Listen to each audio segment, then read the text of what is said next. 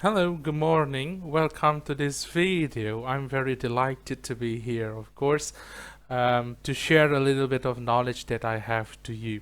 But before I go on, I would like to thank the head of the Department of English Language Teaching Program in Muhammadiyah University in Jember, Ibu Nur Kamila, for inviting me to fill in this great event. I believe this event will go, continuously in the future, and I hope that you can invite more and more people to participate in this great event. So guys, you, the students of English Language Teaching Department, I would like to say thank you as well for watching this video.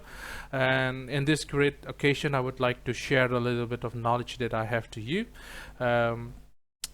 Well, in this occasion, I would like to bring up a topic which is very useful for you as a prospective teachers in the future to teach your students, particularly on developing writing construction.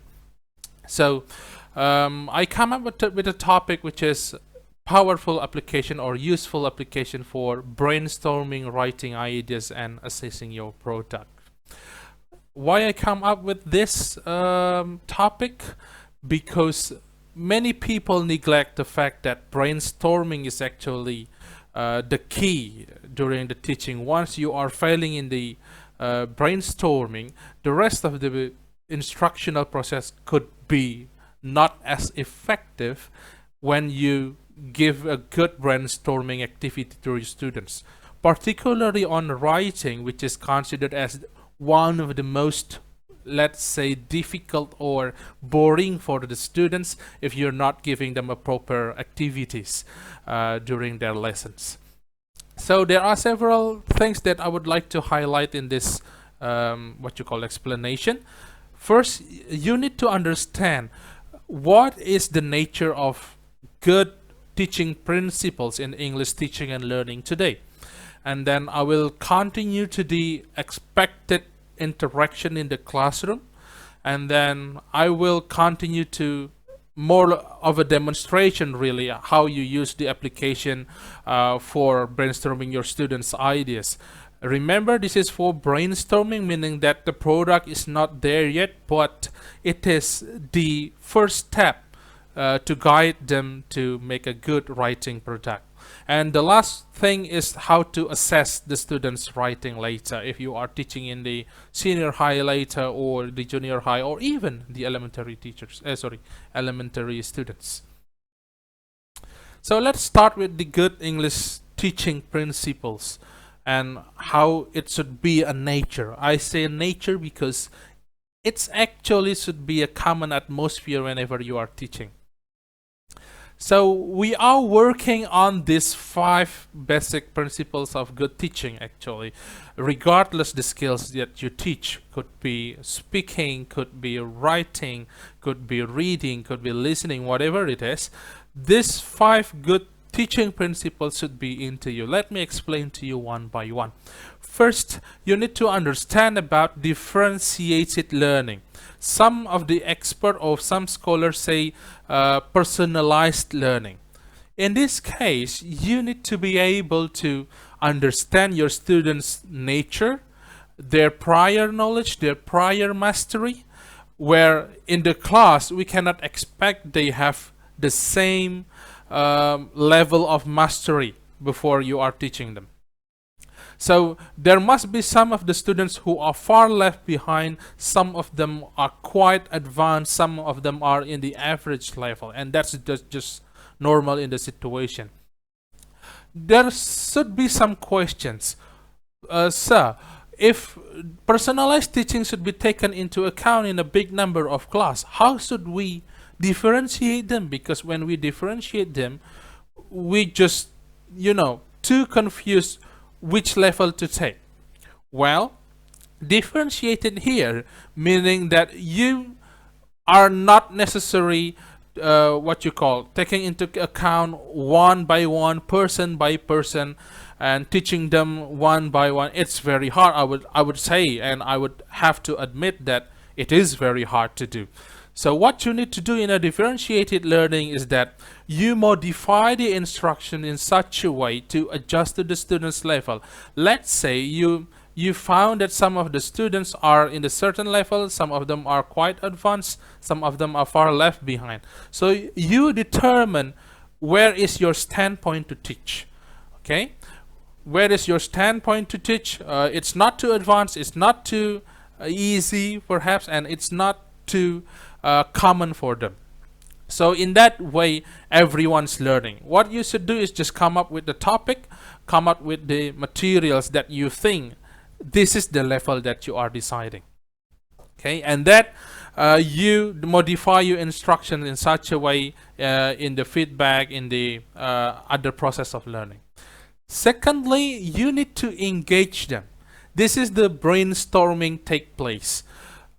Well, when you engage the students, the engagement should be at the first or at the beginning of the lesson, not at the in the middle or at the end of the lesson, because engaging is used to make the students be ready with your learning, make the students are engaged, make the students attracted to the materials, to the teachers, or to the activities.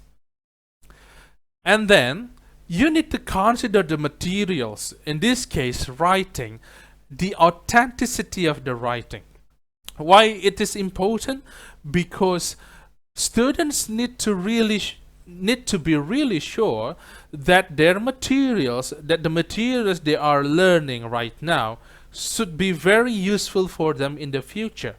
We are not talking anymore about let's say it should be on the certain generic structure.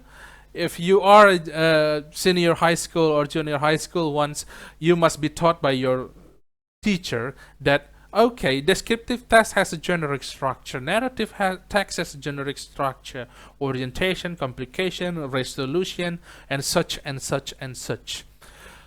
In this case, most of the writing product nowadays does not really concern about this generic structure. It could be intertwined, could be more on the complication, more on the orientation.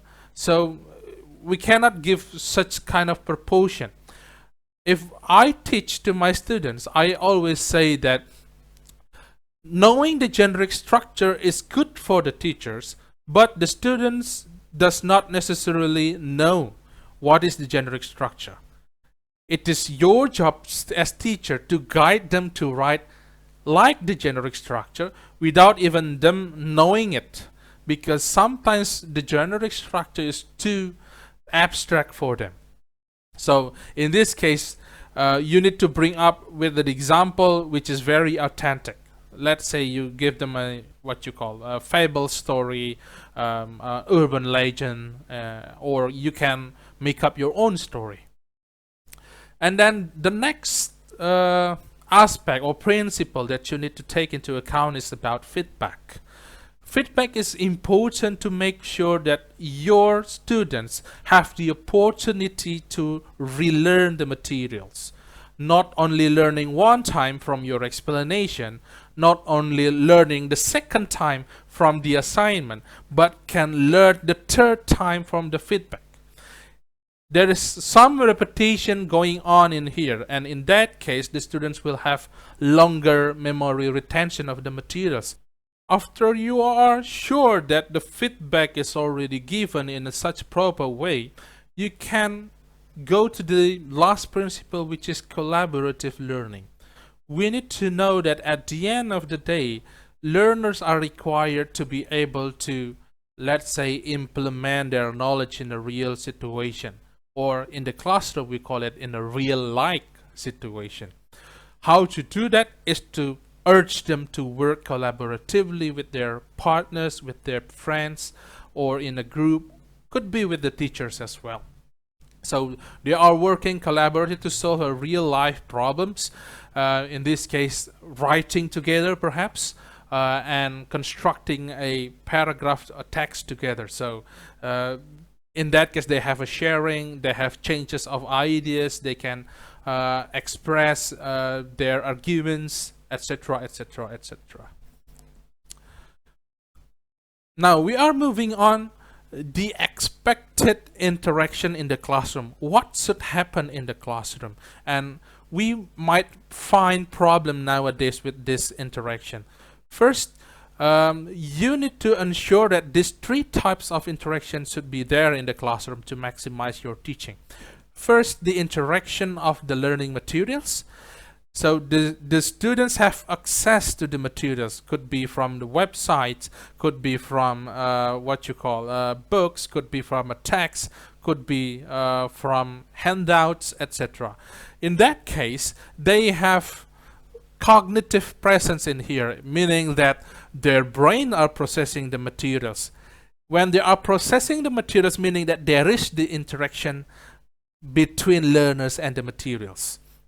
Secondly, is the teaching presence. In this case, the interaction should happen between learners and also the teachers. We know that teachers is not the only source of knowledge anymore, but teachers still provide a lot of what you call valuable knowledge for their students. The teachers functions as the source of feedback as well, a partner of discussion, place to consult. So the what you call interaction with teachers is actually irreplaceable. The third one is about social presence. We need to ensure our students also interact with other learners, with their friends.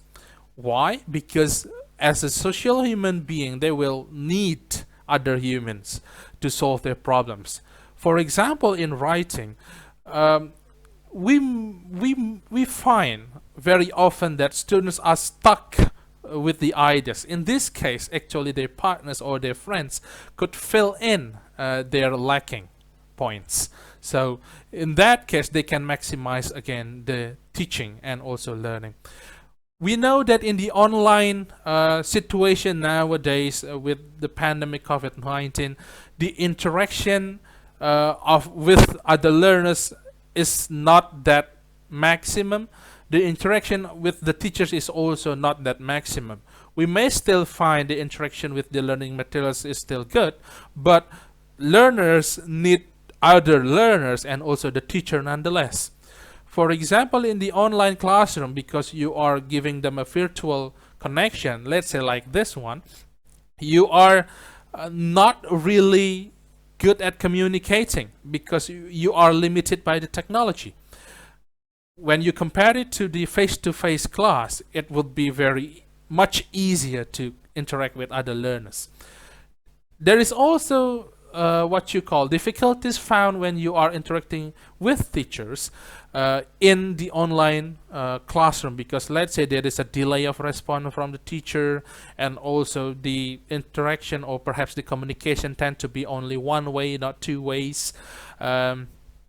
Yeah, the teachers perhaps not really, I will not say all of them, but many of them still not comprehending the use of technology.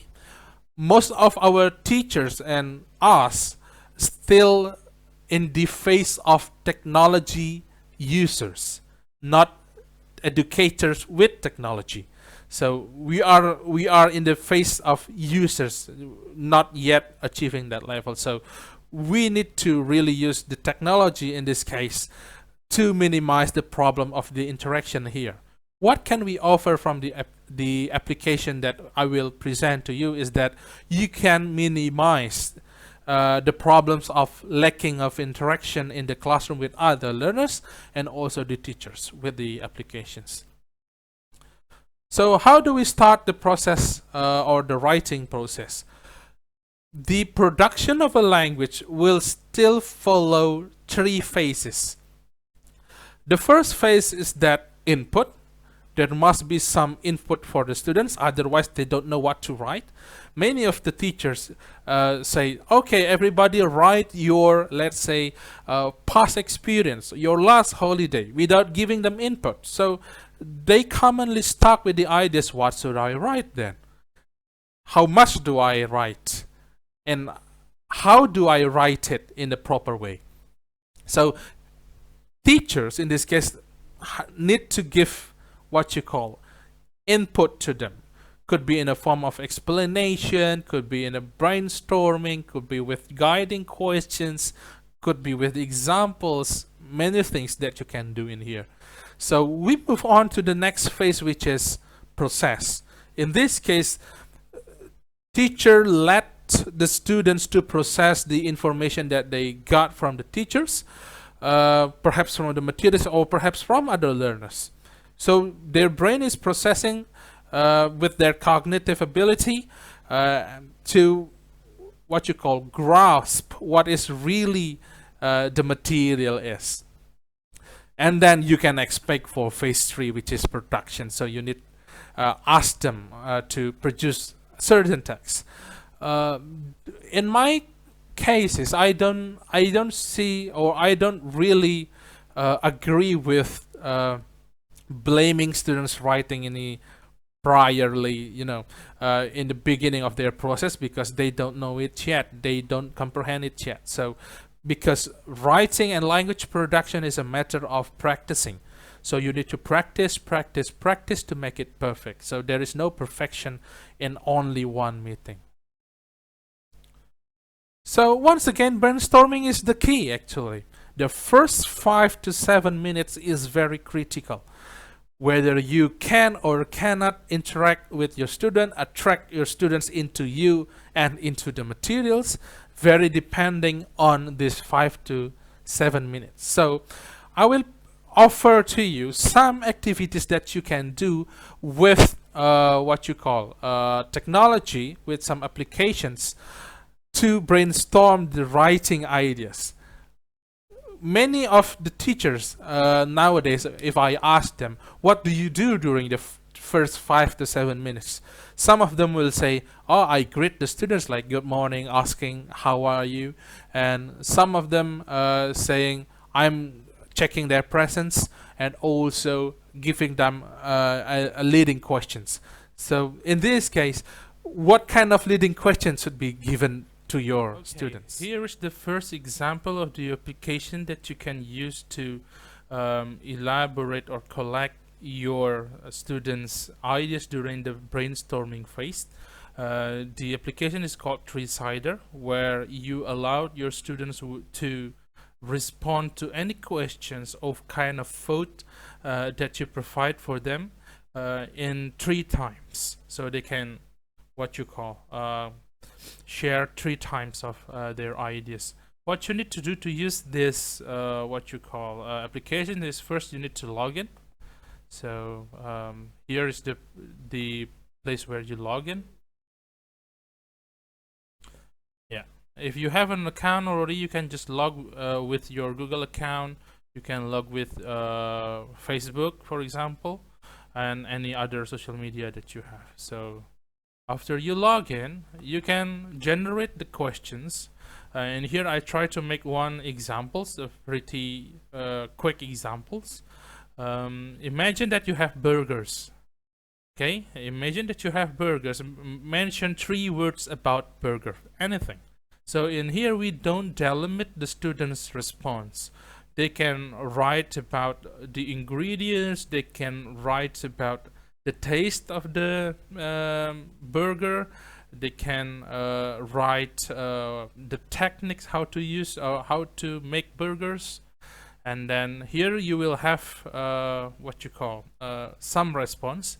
So after you make a questions in Three-Sider, you can share the link where the students can vote their ideas there.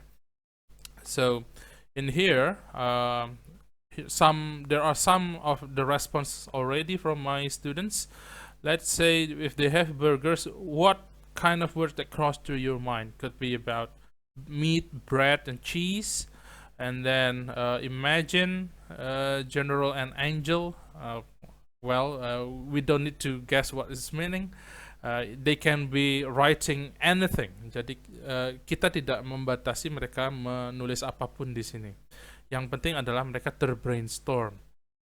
Why 3? Usually people will stuck in 3, and they need more people to what you call add more suggestion to them.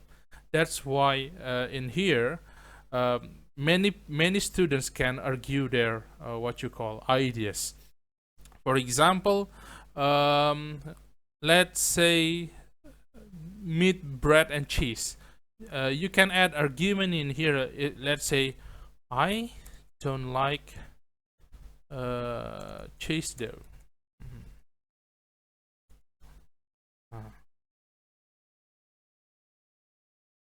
Okay, so you can be pros or cons. Sorry, it should be contra. Yeah. So one of these students here argued that burgers is what you call made by meat, bread, and cheese. You can just argue, well, many burgers don't have cheese, but in the students' language, they may say, I don't like cheese though, and it's just fine. So in here, they will select, or they will what you call discriminate which of the information that is important for them, which of the information they think is less important for them. So they can vote in here. I think this what you call information is important for me. And then after they select some information and put on some arguments there, they can start writing from the information that they think it is important for their writing. Let's say about the ingredients, they can start with meat and bread, and then perhaps beef and also tomato. There are words of chicken there. So they can start off with how to make burgers from those ingredients. So in making burgers, I need meat, I need bread, I need etc., etc., etc. So, and you can then continue to what you call the next criteria that you want to put in your writing. For example, how does it taste? Well, it tastes tasty, for example, or some say perhaps delicious, some say crunchy, some say anything, delish, and etc., etc., etc.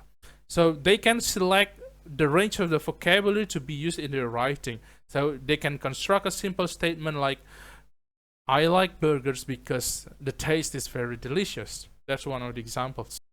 All right, one of the application that you can use to generate the brainstorming ideas from your student is called skim through. So skim through is actually more like an answer garden for your students. So when the students respond to this applications, the results will be in a bundle of words. So what you need to do here is to go to the skimthrough.ai, and then you log in or perhaps sign up if you don't have an account yet. So I'm here what you call signing as Wahyu. You can sign in with your email or your Google account. So once you are logging in, you will be what you call directed to this page. So you can choose whether you want to put a video or just the link from YouTube for your students to what you call to watch and then to respond. Remember, in my previous part of my explanation, I said that there should be 3 phases of language production, not necessary to mention the writing process.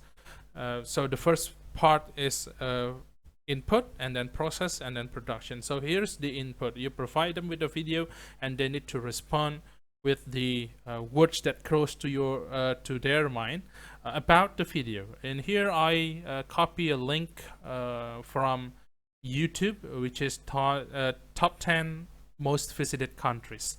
You just need to paste the link in here, and you select the field because it's about countries. I think the most or the closest subject will be geography, and you need just to proceed.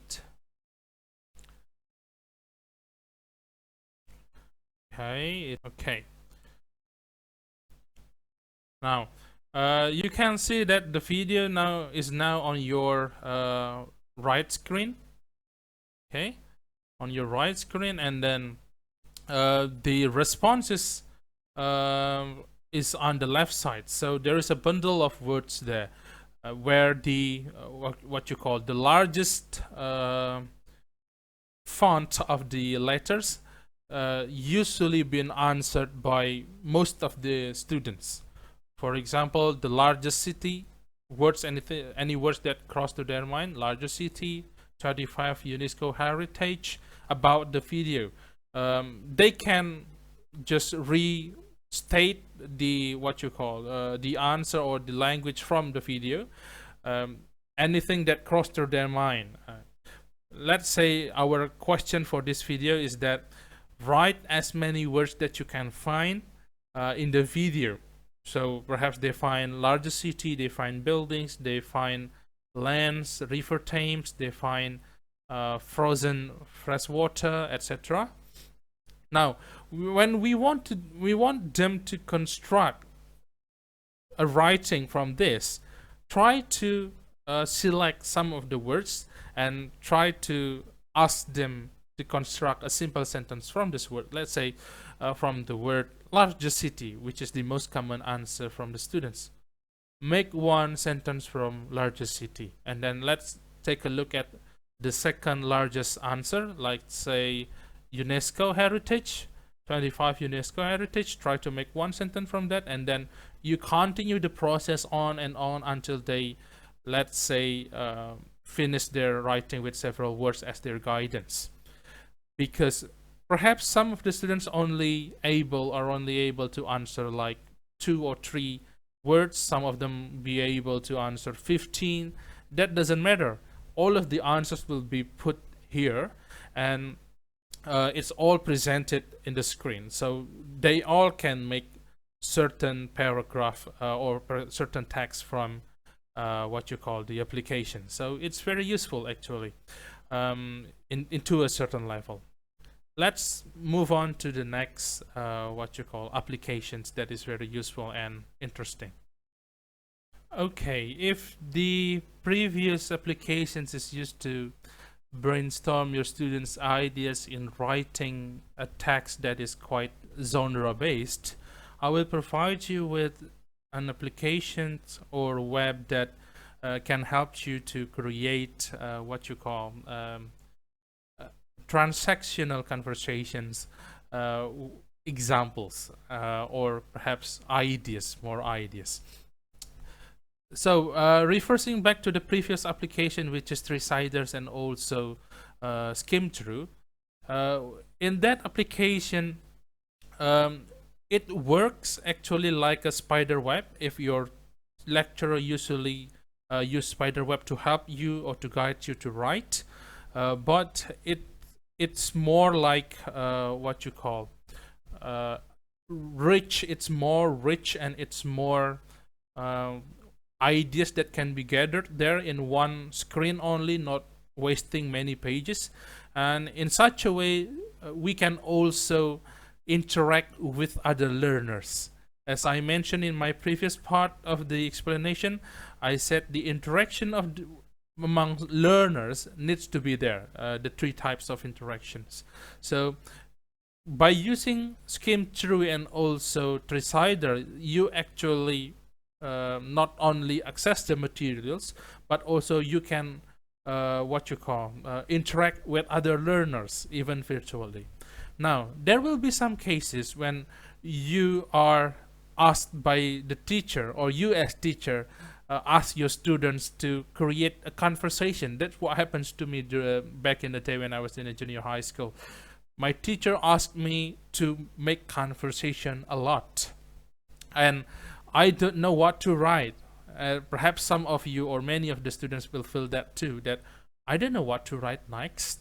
I don't know the topic just yet. So in order to brainstorm, or in order to make them having the idea how to have a conversation, now there is an artificial intelligence based application called Cookie. So Cookie is actually an artificial intelligence where they can, or where she can respond to you in a various manner of conversations. So you go to the cookie.ai, and then in here you click chat, Okay, let's wait a second. Yeah, if you have an account, you can just sign in with your email.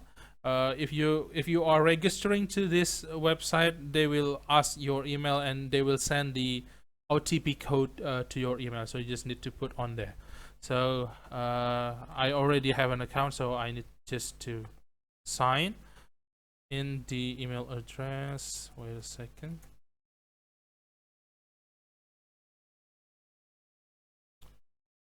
Okay.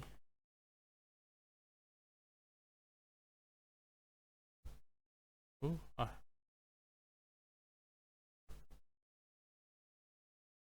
So I need to check for the verification code in here.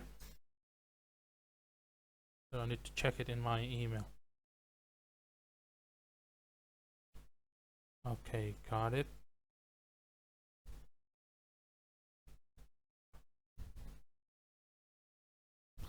Now you are being directed to the chat column with Cookie. So they or she introduced herself as Cookie. Hi there, I'm Cookie. I'm a friendly AI here to chat with you 24/7. We could start by getting to know each other if you like. What is your name? You can just say, my name is Wahyu. Let's say the topic of the lesson is about greetings. Yes, my name is Wahyu. How are you today, Cookie?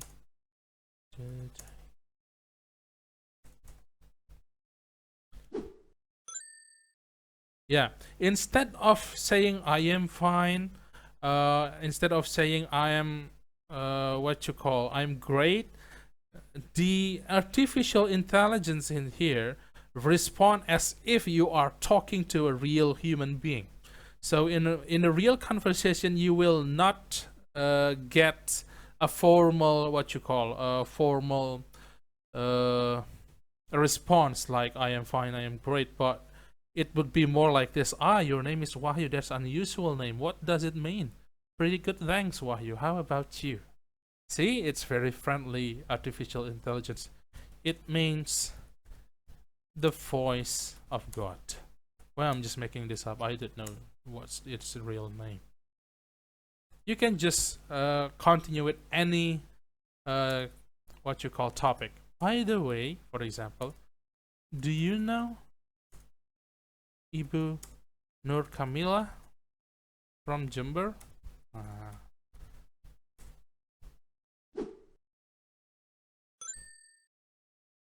Thanks for telling me. I've never heard of Ibu Nur Kamila from Jember. Tell me more about it. So she wants to know more about Ibu Nur Kamila. Well, Ibu Nur Kamila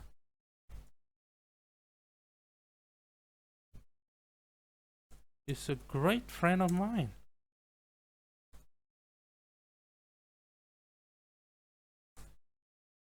You can be her friends too. See, she responded like, well, I will learn that Ibu Nur Kamila is a great friend of mine as well. She's responding once again like you are having a real conversation with a real human. So in here, when you use this to your your students, they have an idea that, oh, this kind of conversation that I should make in the class. Not like the formal, hi, how are you? I'm good, thanks, and how about you? I'm good too. Well, let me introduce to blah blah blah blah. No, it provides authenticity of conversations. So when you ask your students to construct conversations, well, at the end of the day, they need to construct it by themselves. But in order to make them having an idea that, well, this kind of conversation that I require to make, this is a good example. Now, the last thing to consider is that how should I assess my students' writing product? If I can suggest you can just use your criteria, why you construct or why you come up with the materials. You should also come up with the criteria of assessment nonetheless. You can give them a written corrective feedback, whether manually or through email or through WhatsApp chat or anything that you have. And you can use also this particular website to help you with. This website is not perfect, but it can help you in such a way to consider your students' writing productions. So you can use Paperwriter. You can go to paperwriter.com. Well, most known what you call application to correct or assess grammar, spelling, or also writing production is Grammarly, of course. And here it's not what you call. Perhaps it's not as good as Grammarly, but you have a free version in here. That's what makes it useful for teachers nowadays. You can use it for free. You don't need to pay for anything. You can what you call pay for the paid version, but you can use the free version nonetheless. Okay, you go to the paperwriter.com. You don't need to log in. You can just get started, and then in here you will be given a column. In here you copy or paste your text there. Here I provided a text for my students. Let me just copy paste it.